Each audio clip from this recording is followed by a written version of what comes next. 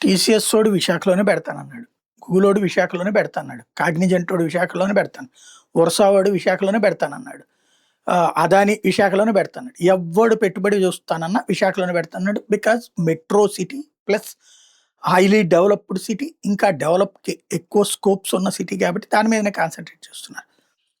But Amaravati అన్నటువంటి దాన్ని neglect చేసిందేనట్టేనా అన్నటువంటిది ఇక్కడ తెలుగుదేశం సింపథైజర్స్, అమరావతి ప్రాంతంలోని వీరాభిమానులు ఓ ఫీలింగ్ వచ్చింది. వాళ్ళే ట్రోల్ చేస్తున్నారు ప్రభుత్వాన్ని.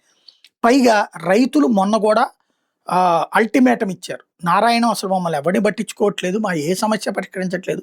సిఆర్‌డీఏలో చెప్తే వినేవాడు ఎవడూ లేడు, విని పరిష్కరించేవాడు ఎవడు లేడు. ఆ చేతిలో లేదంటున్నారు. ప్రభుత్వమే నిర్ణయం తీసుకోదు. మంత్రి ఏమో చూడడు. ఎట్లాగా ఇట్లా రేపు 1 తారీఖు తర్వాత ఉద్యమాలు చేస్తామని ప్రకటించారు. ఈ నేపథ్యంలో నిన్న ఇవాళ వరుసగా నారాయణ అమరావతిలోనే పర్యటిస్తున్నారు.